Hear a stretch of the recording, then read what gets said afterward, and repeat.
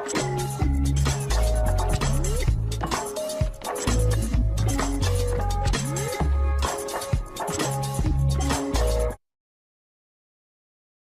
للفريقين في مباراة الليلة، هجوم وانطلاق المنتخب الأردني عبر الجهة اليمنى العكسية.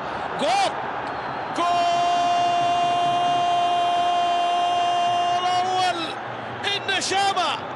النشامة ما منهم سلامة، ويل اللي يوقف قدامه.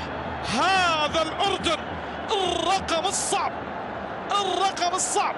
الأردن يلعب بشكل جيد إذا ما شاف لاعبوه الجماهير، وبالتالي بهاء فيصل يزرع البسمة والبهاء على عشاق النشامة ويسجل 1-0 في الدقيقة 7 بمساعدة دفاعية.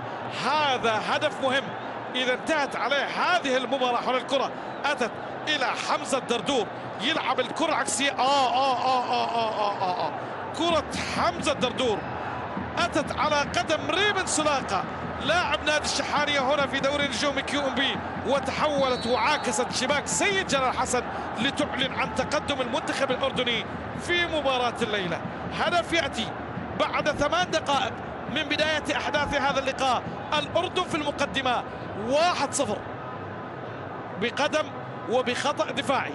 1-0 تنتهي عليه المباراة. راح نروح للبطاقات الصفراء والحمراء لنعرف هوية الفائز بلقب البطولة. هدف آخر. إن الله وملائكته يصلون على النبي يا أيها الذين آمنوا صلوا عليه وسلموا تسليما.